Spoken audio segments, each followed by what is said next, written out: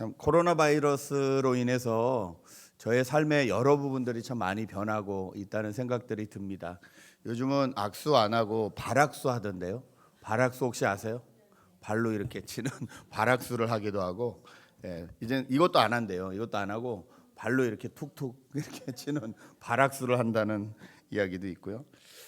뭐 이거 그냥 재미로 즐겁게 들을 수 있는 말이지만, 가짜 뉴스나 이런 것들로 인해서 참 많은 분들이 고통을 당하고, 특별히 가게 같은 경우는 정말로 이제 이 영업을 그만둬야 되나 말할 정도로 어려움을 겪고 계십니다. 그 한인타운에 지지난주에 퍼졌던 가짜 뉴스는 불과 38분 만에 다 한인타운을 전체를 다 덮었다고 합니다. 첫 번째 올리신 분이 엄마들이 가장 많이 모여 있는 그 엄마 단톡방에 올렸대요. 그러니까 이게 그냥 삽시간에 38분 만에 그 레스토랑 사장님들이 자기 손에 딱 뜬 게 38분 퍼지기 시작해서, 그래서 그것을 이제 거꾸로 이거 도대체 누가 이런 걸 보냈나 거꾸로 추적을 해봤는데, 제일 처음에 보내신 분은 이미 모든 것을 자기가 다 바꾸고 계정도 바꾸고, 근데 또 그걸 누가 찾아냈어요, 기자가. 그래서 질문을 했더니 왜 바꿨냐 그랬더니 자기가 시민권을 따서 바꿨다느니 그 사이에. 그리고 그러면 당신은 어디서 얻었냐 그랬더니 당신도 자기도 누구한테 받았다. 그래서 그분을 알려달라 그랬더니 그걸 왜 내가 알려줘야 되냐. 당신이 검찰이냐. 오히려 내가 변호사를 사겠다. 이렇게 하고 소동이 끝났다고 합니다. 코스코에는 물이 없대죠. 시장마다 쌀이 없대죠. 이 도대체 무슨 일입니까? 전쟁 났나요? 너무 재밌는 건 이 불안함으로 인해서 물도 사놓고 쌀도 사놓고 그 집에 가만히 있느냐? 그렇지 않다는 거죠. 물도 사놓고 쌀도 사놓고 다 돌아다녀요. 그런데 남들이 사니까 물도 사야 될 것 같고 남들이 사니까 쌀도 사야 될 것 같아요. 여러분 속지 마십시오. 여러분 안에 자꾸 두려움을 주는 그 영들에게 속지 마십시오. 저희가 그걸 지금 준비할 때가 아니고요. 기도할 때입니다. 이런 거에 휘둘리기 시작하면요, 모든 거에 휘둘려지게 됩니다. 이런 상황 가운데 우리는 예수님을 누구라고 고백을 하는지, 예수님은 도대체 우리에게 어떤 분이신지 저희가 오늘 말씀을 통해서 좀 다시 한번 확인을 하고 그 주님 앞에 같이 나가는 시간이었으면 좋겠습니다. 오늘 본문은 예수님께서 갈릴리 지역에서 사역을 시작하셨다라고 말씀하고 계십니다. 지도를 좀 보시죠. 지난주에 그 전 지도요. 지난주에 보셨던 갈릴리는 윗동네고요. 유대는 아랫동네입니다. 크게 보시면 된다 그랬어요. 스테이트나 아니면 카운티 정도로 보시면 된다 그랬어요. 거기에 이제 시리가 있는데요. 예루살렘 시리가 있고 나사렛 시리가 있는 거예요. 지역이냐 도시냐 이거에 따라서 성경이 정확히 얘기를 안 하고 있기 때문에 저희가 헷갈릴 수 있다는 거죠. 두 번째, 아까 그 사진 보여주시죠. 갈릴리 동네에는요, 게세나렛이라는 시리도 있고 벳세다라는 시리도 있고 가버나움이라는 시리도 있고 막달라라는 시리도 있어요. 여러분 막달라 하면 생각나시는 분이? 그 막달라 마리아가 풀네임이 아니고 막달라에 사는 마리아라는 뜻이에요. 모르셨죠? 풀네임인 줄 아셨죠? 저희가 하도 막달라 마리아 그러니까 막달라에 사는 마리아. 그러니까 LA에 사는 김씨. 저희도 LA 김씨가 있죠. LA에 사는 김씨. 뭐 이런 거예요. 나사렛도 있고요. 저렇게 많은 동네를 예수님이 돌아다니셨다라고 오늘 성경은 시작을 하고 있습니다. 이 14절 15절의 말씀을 통해서 저희가 알 수 있는 것은 무엇이냐, 그리고 16절의 말씀을 통해서 알 수 있는 것이 무엇이냐. 제가 16절 말씀을 한 번 더 읽어드리겠습니다. 16절 말씀, 예수께서는 자기가 자라신 나사렛에 오셔서 늘 하시던 대로 안식일에 회당에 들어가셨다.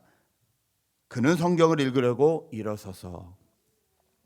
여러분, 예수님이 지금 고향 나사렛에 가셨는데요, 고향 나사렛에 가시기 전에 그 갈릴리 동네를 다 돌아다니셨다고 말씀하세요.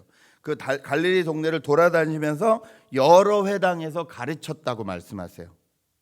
그리고 나사렛에 오셔서 늘 하시던 대로 안식일에 회당에 들어가셨다. 이것을 통해서 저희가 알 수 있는 것은요, 예수님은 예배자이시라는 겁니다. 저희가 예수님이 바리새인들이나 사두개인들이나 이렇게 부딪히는 사람들이 많았잖아요. 부딪히는 사람이 많다 보니까 어떻게 생각하냐면 예수님은 모든 이런 정형적인 거, 어떤 형식적인 거는 무조건 다 깨트리는 분으로 알아요. 근데 아닙니다.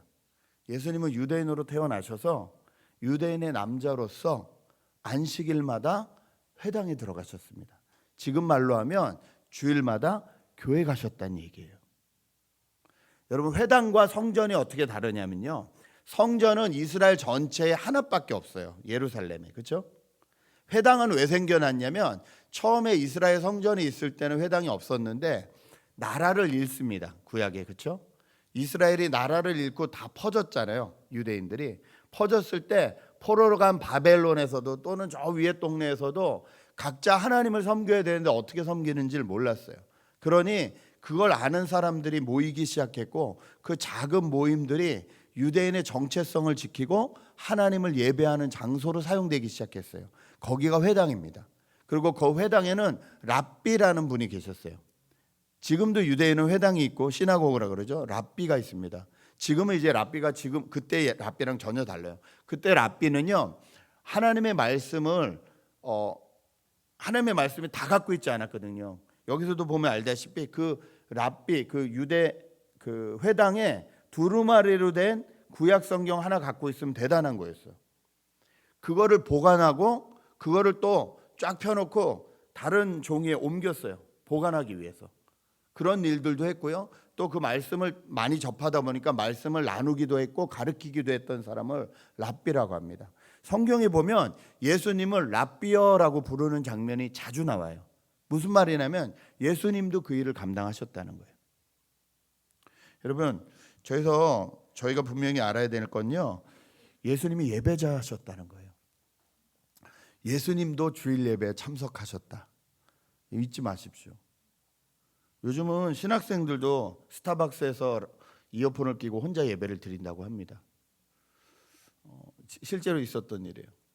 제 친구가 신학교 다닐 때 같이 신학교를 다니는 미국 친구한테 물어볼 때 넌 어느 교회를 섬기니? 그랬더니 난 교회를 안 섬겨 그러더래요. 그럼 넌 주일 예배를 어디서 드리니? 그랬더니 스타벅스에서 혼자 드려. 왜 그러니? 그랬더니 나는 그래도 된다고 생각해. 너무 안타까운 일이죠. 왜냐하면 개인 예배와 공동의 예배를 모르는 거예요. 당연히 우리는 개인으로 예배를 드리는 사람들입니다. 하나님을 하나님으로 인정하는 사람들입니다. 그럼에도 불구하고 하나님께서 공동으로 예배를 드리라고 저희를 초청하셨어요. 왜일까요? 여러분, 집에서 예배 드려 보셔서 아시겠지만 집에서 예배 드리는 것과 공동으로 모여서 드릴 때 우리의 마음가짐이 많이 다릅니다. 예, 정말 많이 달라요. 혼자 잘 하려고 해도 잘 되지도 않아요. 공동의 예배를 통해서 예배의 훈련이 돼야 개인적으로 혼자 있을 때도 그 하나님을 예배할 수 있어요. 근데 그러지 않으면 내 식대로 내 방법대로 편한 대로 하고 싶은 것이 저희의 타락한 마음이에요. 공동의 예배를 통해서 또 하나님은 우리가 서로 사랑하는 것을 보이라고 말씀하셨어요. 성경은 하나님 사랑 이꼴 이웃 사랑입니다. 하나님 사랑과 이웃 사랑을 이렇게 차이로 두지 않으세요. 하나님 사랑과 이웃 사랑을 똑같은 밸류로 보세요. 저희가 이웃을 사랑할 수 있는 것을 나타낼 수 있는 장이 어디일까요? 거기가 먼저 교회라는 거예요. 여기서 먼저 예수를 믿고 하나 된 하나님의 백성이라는 사람들끼리도 사랑하지 못한다면 우리가 이웃을 사랑할 수 있다는 건 거짓이라는 거죠. 공동체 예배에 모여서 우리가 하나님을 하나님으로 인정해 드리는 예배의 훈련을 받아야 된다는 거예요. 예수님은 본인이 혼자 12명의 제자들과 그 자리에서 예배 드리셔도 됐던 분이에요. 그런데 주일마다 일부러 제자들을 데리고 교회에 찾아가셨어요. 거기서 말씀을 듣기도 하시고 말씀을 읽기도 하시고 말씀을 나누기도 하셨어요. 성경 공부하셨어요. 구약 성경 펴놓고 같이 성경 공부하셨어요. 가르치시고 들으시고 질문하시고 대답하시고. 여러분, 저희의 믿음도 그래야 될 줄 믿습니다. 하나님을 하나님으로 인정해 드리는 행위가 예배입니다. 하나님을 하나님으로 인정해 드리는 행위. 그래서 예배가 중요합니다. 다음 세대에게 어떻게 하나님을 가르칠 수 있을까요? 여러분, 저희가 다음 세대에게 어떻게, 우리 사랑하는 자녀들에게 어떻게 하나님을 가르칠 수 있을까요? 그 방법이 예배입니다. 아빠 왜 성경을 읽어요? 아빠 왜 찬양을 해요? 아빠 왜 헌금을 구별해요? 이 모든 것을 통해서 우리가 가르치고 싶은 건 뭐예요? 하나님이 너의 하나님이시다라는 거예요. 하나님이 네 인생의 주인이시다. 너를 진짜 주관하실 수 있는 분이 그분이시다. 아빠 엄마가 없어져도 하나님이 너를 인도하실 것이다. 그러므로 너는 하나님을 만나야 되고 하나님을 예배하는 것을 배워야 된다. 이걸 저희가 가르침으로 인해서 다음 세대에게 복음이 전수되는 거잖아요. 여러분, 예수님이 예배자이시라는 걸 잊지 마십시오. 그리고 어떤 일보다도 예배를 귀히 여기십시오. 우리가 일주일 동안 하나님 사랑한다고 고백을 많이 하는데, 하나님을 사랑한다는 것을 현실적으로 나타낼 수 있는 가장 좋은 방법은요, 예배입니다. 지난주 한번 생각해 보시죠. 사랑하는 하나님을 위해서 무엇을 하셨나요? 지난주 일주일 168시간이 여러분에게 똑같이 주어졌는데, 사랑하는 하나님을 위해서 여러분 무엇을 하셨는지요? 많이 하셨죠? 저희가 세상에 휩쓸려 살면서 밥 먹을 때 잠깐, 그것도 남이 있으면 속으로 기도하는 척 그냥 점 찍듯이 하나님 아멘, 이걸로 내가 하나님을 인정해 드린다면 이게 과연, 아마 애인도 그 정도만 인정해 주면 되게 서운해 할걸요. 애인이 있는데 없는 듯, 나만 아는 듯. 저희는 하나님을 사랑한다고 하는데요, 그것을 나타내지 못해요. 예배가 하나님이 나의 하나님이심을 고백하는 가장 좋은 자리인 줄 믿습니다. 여러분, 그래서 정말 예배 준비하시고 나오셨으면 좋겠어요. 예. 몇 분하고 이렇게 이야기를 나누는데, 옛날에 목사님이 예배를 가르치실 때 예배를 늦거나 예배를 소홀히 하면 엄청 혼내셨대요. 설교 도중에서도 혼내셨대요. 늦어도 혼내고 막 일으켜서 혼내고 막 그러셨대요. 예, 제가 그렇게 할 수 있지만 정말 필요하다면 그렇게 해야죠. 왜냐하면 하나님을 향한 마음이기 때문에. 정말 저희가 그 마음으로 하나님 앞에 나오셨으면 좋겠어요. 예수님도 그렇게 하셨는데, 저희는 예수님을 어떻게 생각하고 있고 예수님이 섬기는 하나님을 어떻게 생각하고 있는가 기억하시면서 정말로 이 공동체 예배 그리고 개인의 예배에 힘써 주시는 저와 여러분 되셨으면 좋겠습니다. 예수님은 구원하시면서 예배를 바로 가르쳐 주셨어요. 요한복음 4장 보면 사마리아 여인을 만나신 기억이 있죠. 사마리아 여인을 만나실 때 예수님이 이렇게 말씀하세요. 참되게 예배를 드리는 사람들이 영과 진리로 아버지께 예배 드릴 때가 온다. 지금이 바로 그때이다. 아버지께서 이렇게 예배 드리는 사람을 찾으신다. 하나님은 영이시다. 그러므로 하나님께 예배를 드리는 사람은 영과 진리로 예배를 드려야 된다. 이렇게 얘기해 주시니까 여자가 이렇게 묻습니다. 여자가 예수께 말했다. 나는 그리스도라고 하는 메시아가 오실 것을 압니다. 들은 말이 많은 거예요. 그가 오시면 우리에게 모든 것을 알려주실 것입니다. 그때 예수님 뭐라 그러세요? 예수께서 말씀하셨다. 너에게 말하고 있는 내가 그다. 예수님이 사마리아 여인 한 여인을 구원하시기 위해서 일부러 사마리아 땅으로 가셨어요. 그 여인을 구원하시려고 하시면서 예수님이 가르쳐 주신 것은 뭐냐면 예배라는 거예요. 여러분, 예배는 구원받은 자가 드릴 수 있는 특권입니다. 구원받았기 때문에 하나님을 하나님으로 인정하기 때문에 드릴 수 있는 게 예배예요. 더 정확히 말씀드리면 아직 구원받지 못한 분들은 하나님을 예배하는 것을 참여할 수는 있으나 하나님 앞에 예배하지는 못하는 거예요. 관계가 연결되지 않았기 때문에. 그래서 이 예배를 통해서 예수님은 하나님을 섬기는 법을 가르쳐 주셨어요. 저와 여러분이 교회 오시는 여러 가지 이유가 있겠지만 가장 좋은 이유가 예배가 되셨으면 좋겠습니다. 이 하나님 앞에 예배하는 것, 그리고 하나님이 나에게 말씀하시는 걸 듣는 것, 하나님이 나에게 이번 주에도 뭐라고 하시는지 소명을 주시고 할 일을 주시고 깨닫게 해주시는 것, 이 기쁨 때문에 주님 앞에 나와서 예배하시는, 주님을 만나시는 저와 여러분 되시길 바랍니다. 두 번째, 예수님은 구원자이십니다. 18절부터 21절을 한 번 더 읽어볼까요? 누가복음 4장 18절에서 21절 천천히 한번 읽어보시죠. 읽겠습니다. 시작.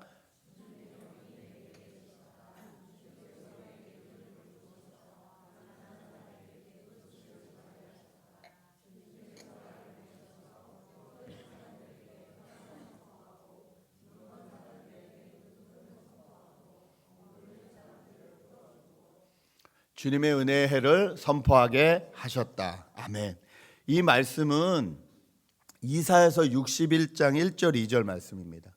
제가 이사야서 말씀을 읽어드릴게요. 한번 들어보시죠. 주님께서 나에게 기름을 부으시니 주 하나님의 영이 나에게 임하셨다. 주님께서 나를 보내셔서 가난한 사람들에게 기쁜 소식을 전하고 상한 마음을 싸매어주고 포로에게 자유를 선포하고 갇힌 사람에게 석방을 선포하고 주님의 은혜의 해와 우리 하나님의 보복의 날을 선언하고 모두 슬퍼하는 사람들을 위로하게 하셨다. 당연히 이사야 말씀을 읽으셨으니까 내용이 같겠죠. 근데 잘 보시면 하나가 틀립니다. 뭐가 틀리냐면요, 이사야서에는요 주님의 은혜의 해와 우리 하나님의 보복의 날을 선언하고 라고 되어 있는데, 누가복음에 예수님께서는 이 보복의 날을 선언하는 것을 빼십니다.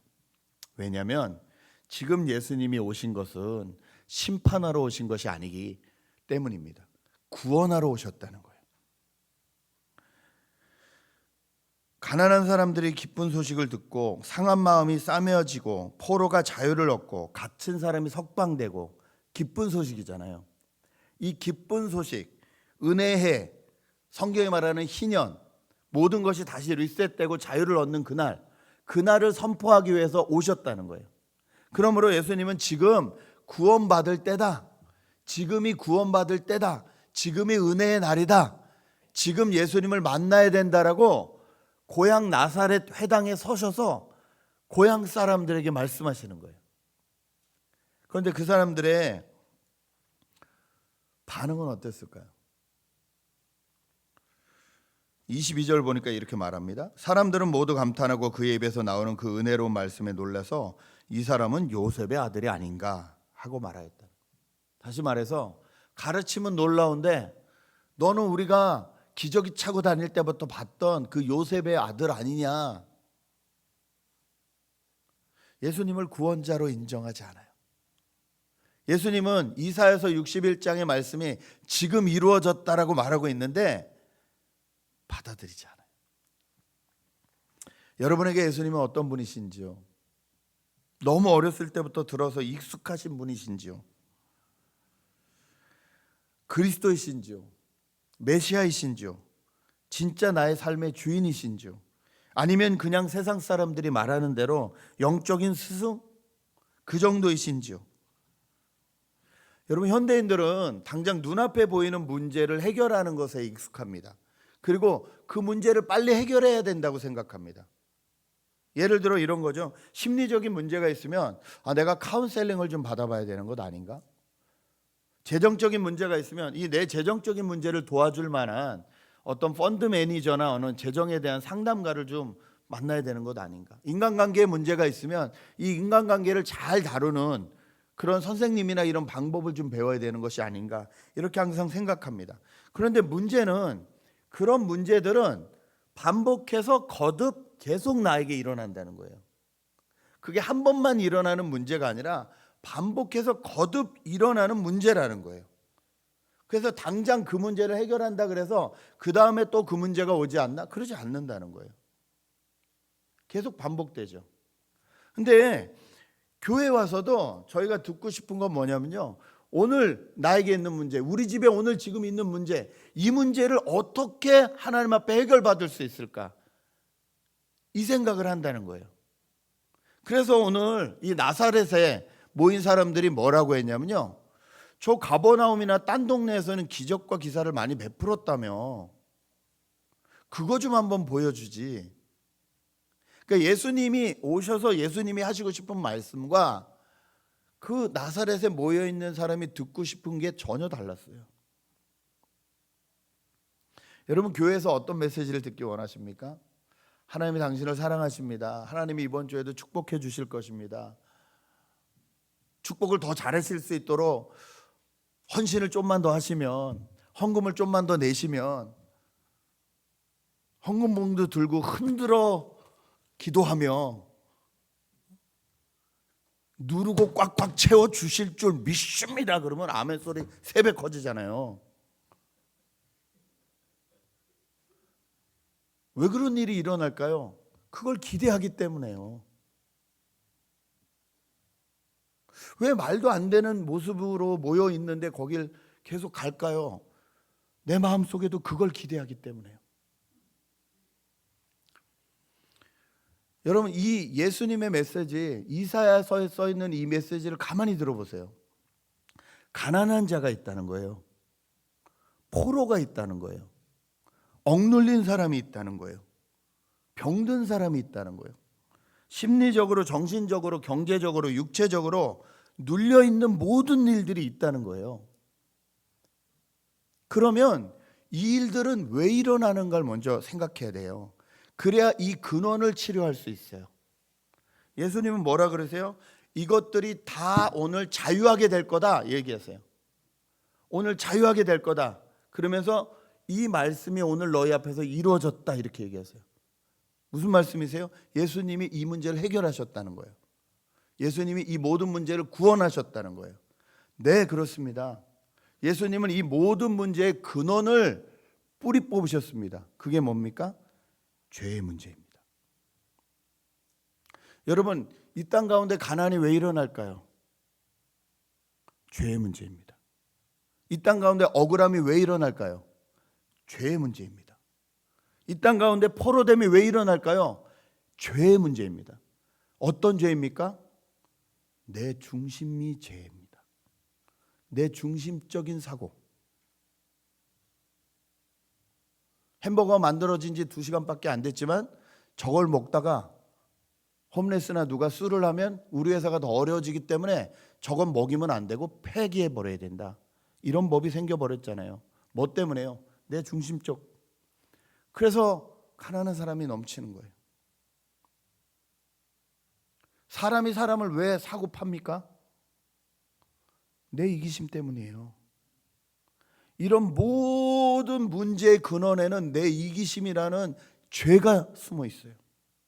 이 죄를 뿌리 뽑을 수 있는 유일한 방법은 우리의 주인 되신 예수 그리스도 앞에 나가는 방법밖에 없습니다. 그래서 주님은 그 말씀을 하시는 거예요. 내가 너희 구원자다. 이 말씀이 오늘 이루어졌다.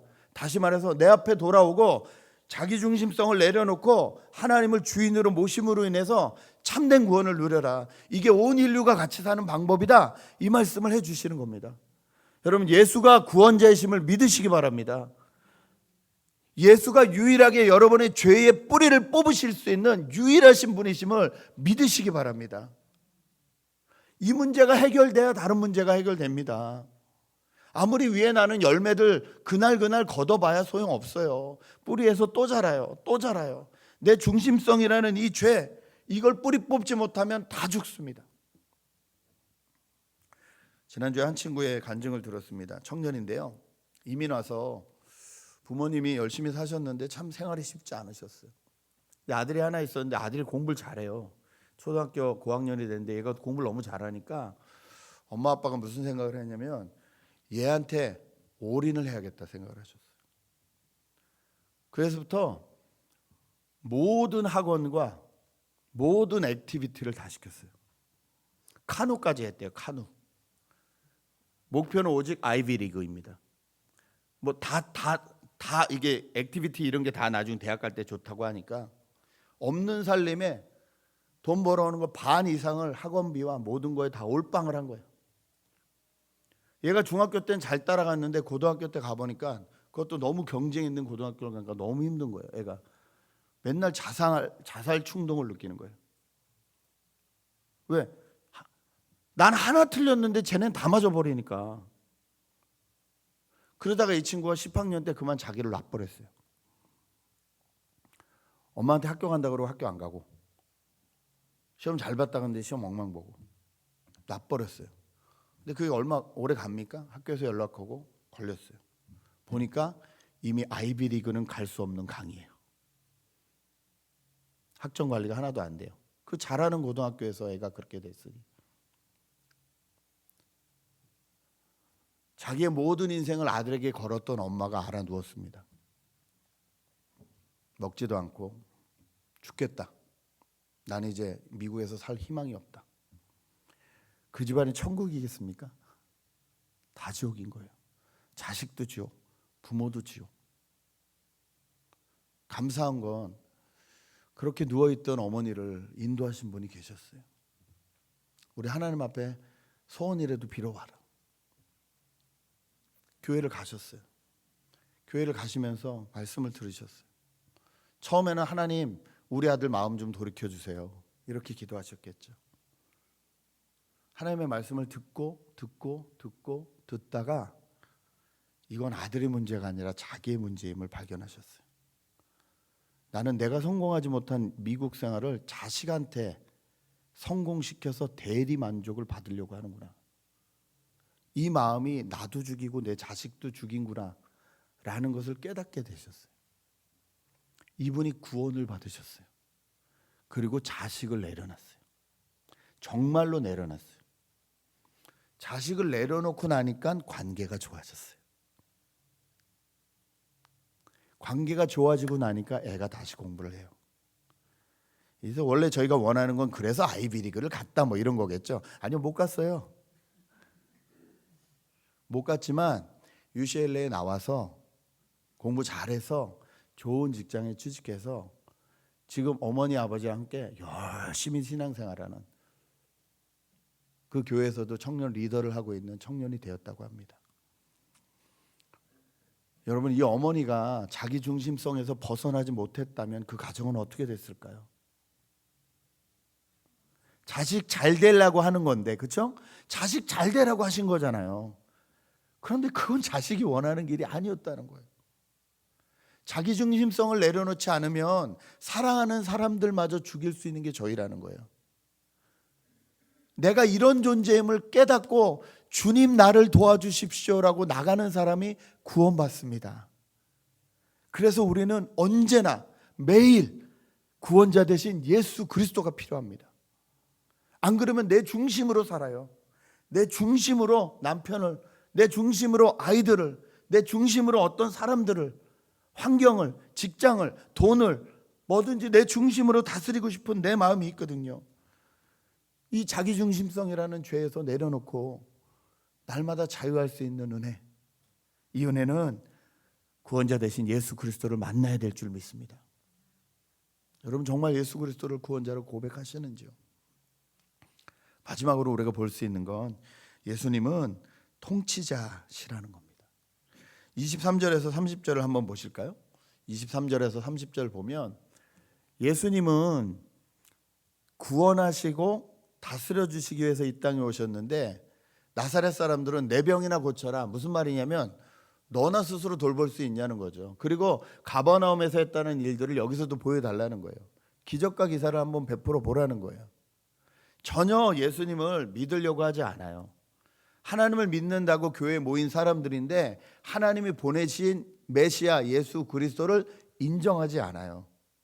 내가 가지고 있는 선입견과 내가 가지고 있는 모든 것으로 해요. 그러니까 예수님께서 뭐라고 하시냐면 24절, 진정으로 너에게 말한다. 아무 예언자도 자기 고향에서는 환영을 받지 못한다 하시고 25절부터 두 가지 예를 드시는데요. 엘리야 때의 예와 엘리사 때의 예를 드십니다. 둘 다 구약 성경에 나오는 위대한 선지자죠. 엘리야 때의 예를 드시면서 뭐라 그랬냐면요, 이스라엘 전 연역의 가뭄 때 이스라엘 땅에도 과부들이 엄청 많았다. 그런데 하나님은 그 사람들을 구원하신 게 아니라 그 뒤에 있는 시돈에 있는 과부, 그러니까 외국인이라는 소리예요. 시돈에 있는 과부만 구원하셨다.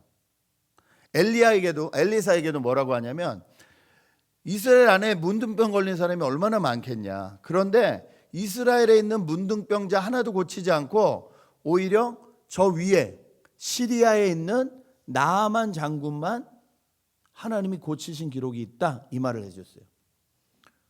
무슨 뜻일까요? 너희는 유대인이라고 너희가 지금 교회에 와서 예배드리고 있다고 하나님이 너희 편인 것 같지? 아니라는 말씀이세요. 지도 한번 보실까요? 세 번째 지도. 잘 보이시나 모르시겠습니다. 저 위에 파란색으로 있는 게 갈릴리예요. 갈릴리 호수. 저 지역에서 지금 예수님이 말씀하시는 거예요. 나사렛에서. 근데 제 빨간 걸로 저렇게 쳐놓은 것 중에 빨간 거 제일 위에 이렇게 줄쳐 있는 게 보이시는지 모르겠어요. 저기가 시돈 땅이에요. 그리고 저 빨간 걸로 쳐놓은 데가 수리아예요. 그러니까 멀리도 아니고 이스라엘 땅 조금 벗어난 곳, 거기서 하나님은 구원을 이루셨다는 거예요. 우리가 교회에 와서 예배드리고 하나님을 섬긴다고 하니까 우리가 다 구원받을 것 같지만 그렇지 않다는 거예요. 이 말을 듣고 나사렛 사람, 예수님 고향 사람들이 어떻게 했습니까? 화가 나가지고 예수님을 끌고 가서 절벽에 떨어뜨려 죽이려고 했다라고 성경은 기록합니다. 여러분, 이후에 예수님은 나사렛 가지 않으셨고요, 나사렛에서 아무 일도 하지 않으셨어요. 아무 기적을 베풀지도 않으셨어요. 저희가 하나님은 나의 구원자이십니다 라는 고백을 수없이 합니다. 그런데 성경이 기록되어 있는 풍성한 삶이 우리 안에 나타나지 않아요. 왜일까요?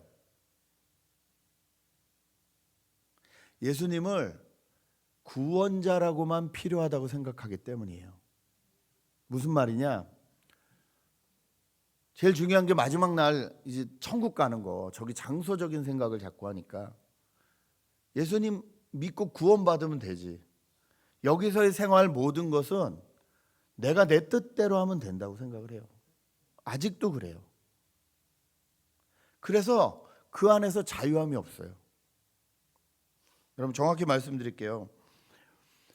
우리가 예수님을 구원자로만 믿던 아니면 구원자이시자 통치자로 믿던 간에 우리의 믿음과 상관없이 성경엔 예수님이 구원자이시고 통치자라고 선언하십니다. 그 말씀이 누가복음 1장에 나와요. 마리아가 임신하였을 때 천사가 뭐라고 하냐면요, 보아라, 그대가 잉태하여 아들을 낳을 터이니 그의 이름을 예수라고 하여라. 그는 위대하게 되고 더없이 높으신 분의 아들이라고 불릴 것이다. 주 하나님께서 그에게 그의 조상 다윗의 왕위를 주실 것이다. 그는 영원히 야곱의 집을 다스리고 그의 나라는 무궁할 것이다. 예수님은 구원자이시기만 한 게 아니라 통치자시라는 거예요. 모든 것을 다스리시는 분이시라는 거예요. 그 다스림 앞에 우리가 내려놓으면 우리가 그 다스림 안에서 자유함을 얻지만, 다스림 앞에 내려놓지 못하면 그 부분에 대해서 자유함을 얻지 못한다는 거예요. 예수님은 이 땅에 구원자로 오셨고 통치자로 오셨습니다. 다시 말해 말로만 우리의 주인이 아니라 진짜 모든 영역 가운데 주인으로 오셨다는 거예요. 예수를 믿는데, 그분을 인정하는데 우리 삶에 성경이 말하는 풍성함이 나타나고 있지 않다면 적어도 그 부분은 내가 주인입니다.